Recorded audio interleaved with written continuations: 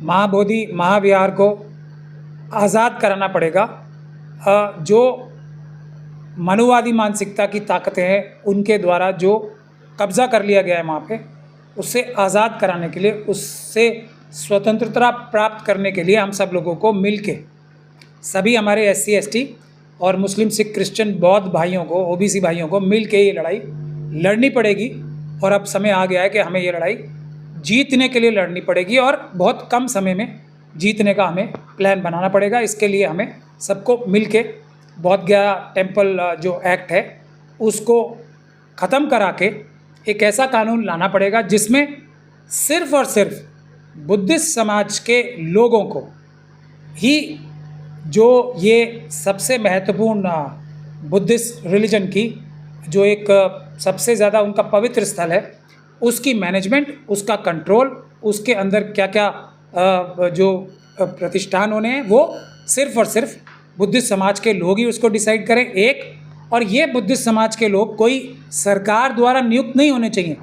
नमस्कार, मैं प्रियंका इस वक्त दिल्ली में हूँ। मेरे साथ वरिष्ठ वकील हैं सुप्रीम कोर्ट के महमूद प्राचा जी। इनसे बातचीत करेंगे। जिस तरह से बोध गया का मामला चल रहा है, लगातार ब्राह्मण मुक्ति आंदोलन भी चल रहा है, लेकिन अभी भी ब्राह्मण मुक्त नहीं हो पाया है। BT एक्ट का मामला है और बुद्ध पूर्णिमा है। सर, क्या कहेंगे, जिस तरह से भगवान बुद्ध जो है पाखंड आडंबर के खिलाफ रहे हैं और वहाँ पे ब्राह्मणों का कब्जा है, इसको कैसे देख रहे हैं?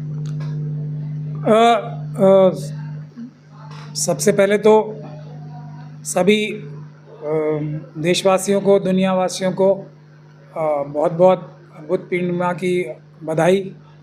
और हम सब लोगों को एक निर्णय लेना चाहिए और एक रिजॉल्व करना चाहिए कि अब चाहे हम लोगों को कितना भी बड़ा आंदोलन, कितनी भी बड़ी कानूनी लड़ाई लड़के बोध गया को आज़ाद कराना पड़ेगा, महाबोधि महाविहार को आज़ाद कराना पड़ेगा। जो मनुवादी मानसिकता की ताकतें हैं उनके द्वारा जो कब्ज़ा कर लिया गया है वहाँ पे, उससे आज़ाद कराने के लिए, उससे स्वतंत्रता प्राप्त करने के लिए हम सब लोगों को मिल के, सभी हमारे SC ST और मुस्लिम सिख क्रिश्चियन बौद्ध भाइयों को, OBC भाइयों को मिल के ये लड़ाई लड़नी पड़ेगी। और अब समय आ गया है कि हमें ये लड़ाई जीतने के लिए लड़नी पड़ेगी और बहुत कम समय में जीतने का हमें प्लान बनाना पड़ेगा। इसके लिए हमें सबको मिल के बोध गया टेम्पल जो एक्ट है उसको ख़त्म करा के एक ऐसा कानून लाना पड़ेगा जिसमें सिर्फ़ और सिर्फ बुद्धिस्ट समाज के लोगों को ही, जो ये सबसे महत्वपूर्ण बुद्धिस्ट रिलीजन की जो एक सबसे ज़्यादा उनका पवित्र स्थल है, उसकी मैनेजमेंट, उसका कंट्रोल, उसके अंदर क्या क्या जो प्रतिष्ठान होने हैं वो सिर्फ़ और सिर्फ बुद्धिस्ट समाज के लोग ही उसको डिसाइड करें। एक, और ये बुद्धिस्ट समाज के लोग कोई सरकार द्वारा नियुक्त नहीं होने चाहिए। ये बुद्धिस्ट समाज के द्वारा चुनकर या कोई ऐसा तरीका निकाल के जिससे बुद्धिस्ट समाज अपने पसंद के व्यक्तियों को उस मैनेजमेंट की जो बॉडी बने उसमें रख सके। सरकार द्वारा नियुक्त कोई भी बुद्धिस्ट समाज के लोग भी होंगे तो वो तो मेरे ख्याल से बुद्ध समाज की और बुद्धिस्ट मज़हब की जो प्रक्रियाएं हैं उसका पालन कम करेंगे, बल्कि सरकार के निर्देशों का पालन ज़्यादा करेंगे। तो मेरा इसमें यही सबसे गुजारिश है कि हम सब लोगों को मिलके एक लंबे आंदोलन और एक मजबूत आंदोलन की तैयारी करनी चाहिए। ये अच्छी बात है कि इसी समय वक्फ एक्ट के लिए भी जो है एक आंदोलन चालू है, तो ये मिल के आंदोलन किया जाएगा, क्योंकि ये परेशानी, तकलीफ़ एक ही जैसी है सभी माइनॉरिटीज़ के लिए भी, और ख़ास तौर पे शेड्यूल कास्ट और शेड्यूल ट्राइब्स के लिए भी प्रॉब्लम एक ही जैसी है। लेकिन सर, दूसरी तरफ कई बार ये आंदोलन छिड़ा और समाप्त हो गया, तो क्या इस बार बोध गया मुक्त हो पाएगा? नहीं, ये तो इस पर डिपेंड करता है कि हम लोग कितने मजबूती से इस आंदोलन को लड़ेंगे और कितने भीतरघात जो होते हैं उसको हम अच्छे से कंट्रोल कर पाएंगे।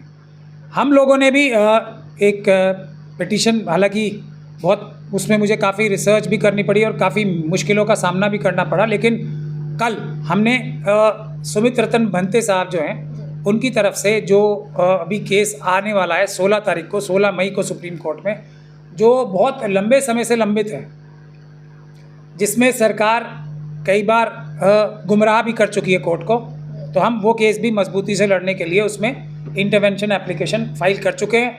हम लोग चाहेंगे कि इस केस को बहुत ही मजबूती से लड़ा जाए, लेकिन जैसा मैं हर बार कहता हूँ, अगर कोई भी हमें अपनी न्याय संगत कोई भी कार्रवाई में जीत हासिल करनी है तो 20% लड़ाई उसकी अदालतों में होगी, 80% आंदोलन के माध्यम से सड़कों पे होगी।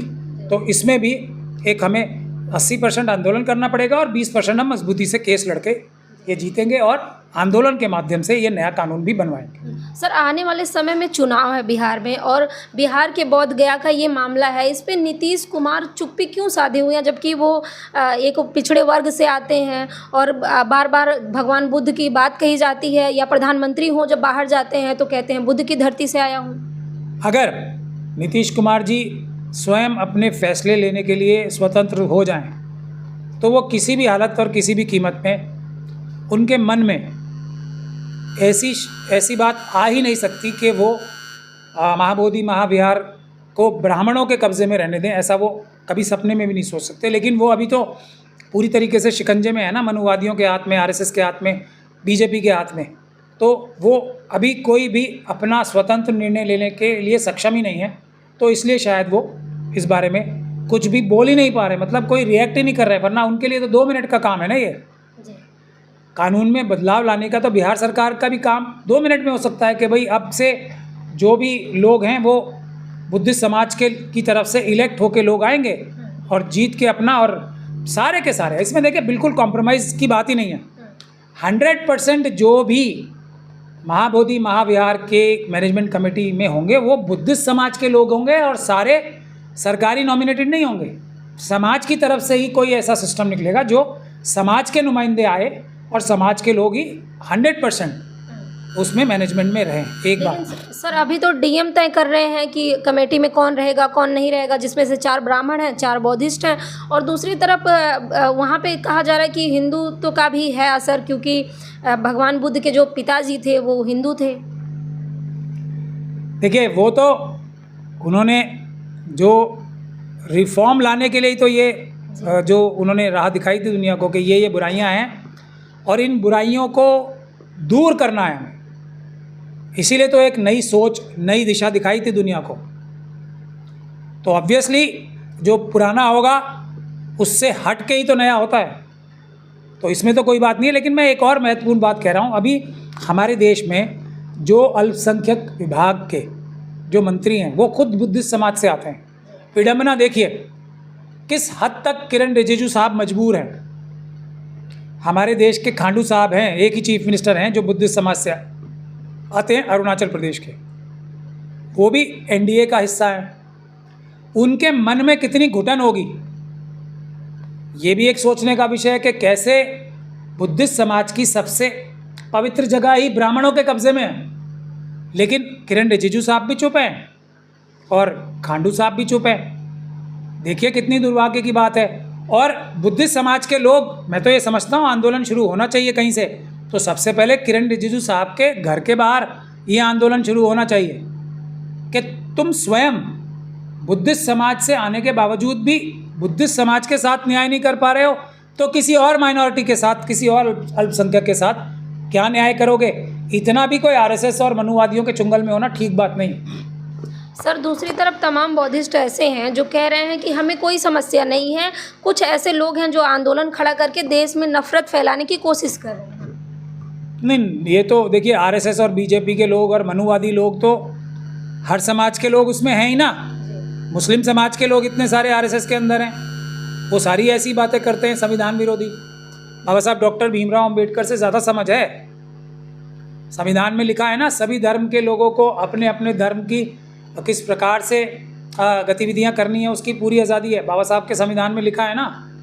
पर मनुवादी तो ये संविधान ख़त्म करके मनुस्मृति लाना चाहते हैं। और बुद्धिस्ट समाज से तो आप समझ लीजिए, जैन समाज के बाद, जैन धर्म के बाद बुद्धिस्ट धर्म एक ऐसा धर्म था जो सबसे बड़ा इफ़ेक्टिव